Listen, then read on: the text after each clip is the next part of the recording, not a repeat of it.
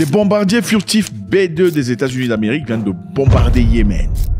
Incroyable.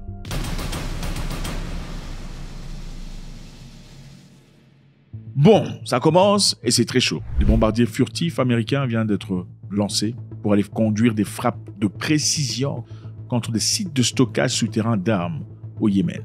Ils ont complètement détruit et anéanti certaines plantes. Alors, il faut dire que ces bombardiers furtifs, les B-2, les États-Unis, les fantômes, sont les meilleurs que les Américains ont. Et ils ont pour objectif, généralement, d'aller de manière furtive, évidemment, sans être repérés, et conduire des choses incroyables, infernales. En effet, au moment où vous réalisez qu'ils sont là, c'est trop tard. Hein. C'est trop tard. Ils ne sont pas repérables par le radar, ou très petite capacité d'être repérés. Donc, ce sont des avions très compétents. Les frappes qu'ils ont conduites au Yémen ont touché des installations souterraines renforcées, utilisées pour stocker des composants d'armes du type utilisé par des Houthis pour cibler des navires civils et militaires dans la région, a déclaré Lloyd Austin. Des navires civils et militaires. Civils et militaires, point d'interrogation. Enfin bref.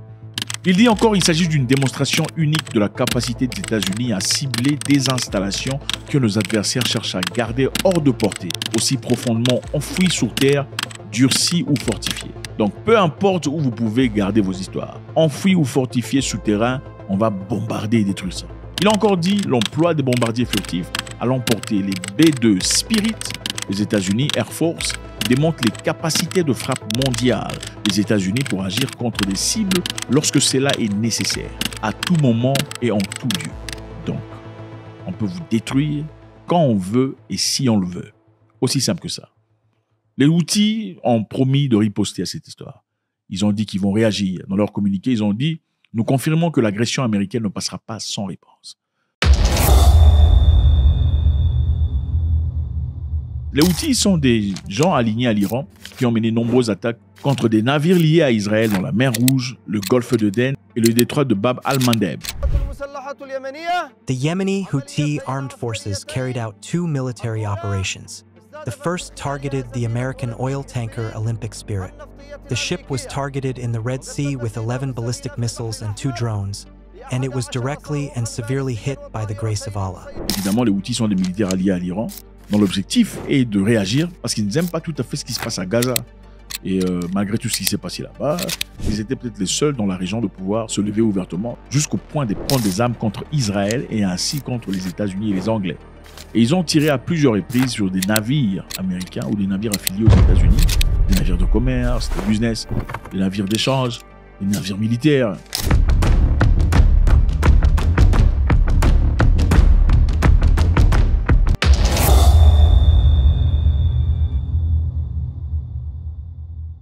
Pourquoi ont-ils décidé d'utiliser les B-2 furtifs fantômes? Évidemment, il y a plusieurs avions dans l'arsenal américain. On pouvait utiliser autre chose pour le faire. Mais ils choisissent la meilleure option pour bombarder les sous-sols. Le message est clair. On veut envoyer un message très clair et brûlant à l'Iran.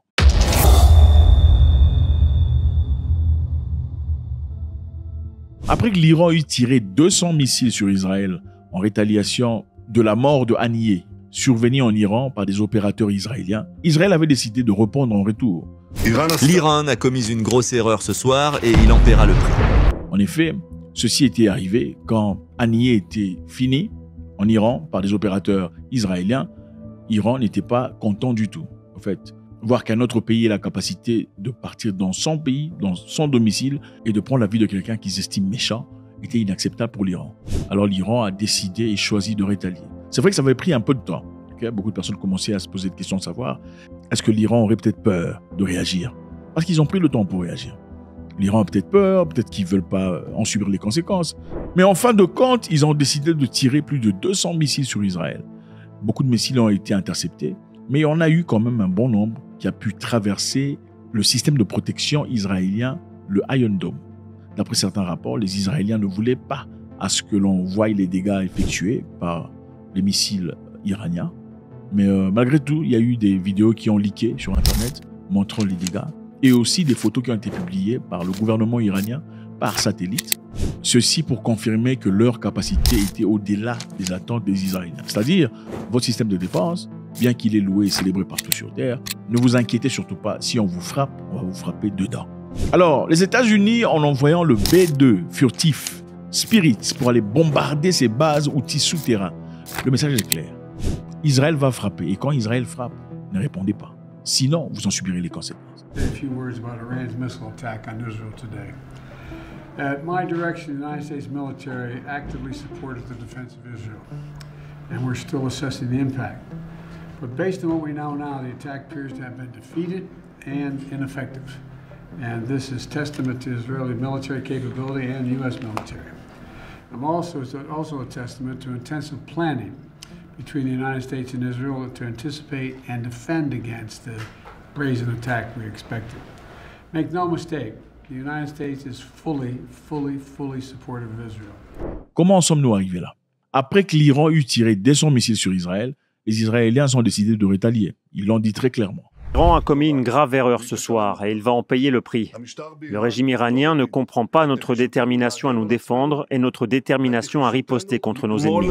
Mais après cela, il y a eu des pays arabes, l'Arabie Saoudite, le Qatar et d'autres pays qui ont refusé d'autoriser accès à leur espace aérien à Israël. Pourquoi?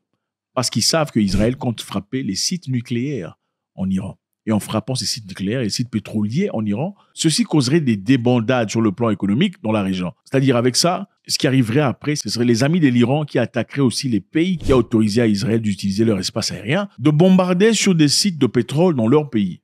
Vous comprenez? Donc, tout ce qui est lié, affilié à l'Iran bombardera désormais les sites pétroliers en Arabie Saoudite, au Qatar, en Jordanie et autres pays. Alors, pour éviter ce dégât, ils ont mis la pression aux États-Unis disant États-Unis, dis à Israël de ne pas utiliser notre espace aérien et de ne pas bombarder les sites nucléaires iraniens. Alors, Joe Biden et Netanyahu ont eu des réunions discutant sur le même sujet, exploitant comment est-ce qu'ils vont faire pour réagir contre l'Iran, pour faire payer cette attaque de 200 missiles. Et apparemment, ils ont quand même conclu qu'Israël frappera sur des sites militaires et évitera de frapper sur des sites pétroliers et nucléaires. Mais en faisant cela, les États-Unis étaient obligés ou contraints d'aller faire un show de force, parce qu'il s'agit ici d'un show de force, d'utiliser le B-2 furtif, fantôme. L'objectif, c'est de lancer un message très clair. Et en disant, l'emploi du bombardier furtif à l'emporter, B-2 Spirit des États-Unis, démontre la capacité des frappes mondiales des États-Unis pour agir contre des cibles lorsque cela est nécessaire, à tout moment et à tout lieu. C'est-à-dire, peu importe où vous vous trouvez, que ce soit exposé ou souterrain, nous sommes en capacité de vous détruire. Le message est très clair. Israël va frapper en retour, mais n'osez pas réagir. Sinon, vous en subirez les conséquences. Faites-moi savoir ce que vous en pensez, c'est toujours avec beaucoup de plaisir. YouTube dit que beaucoup parmi vous suivez les vidéos, mais vous n'êtes pas abonnés. On se demande bien pourquoi. Nous vous savons très intelligents, on veut savoir ce que vous en pensez. God bless.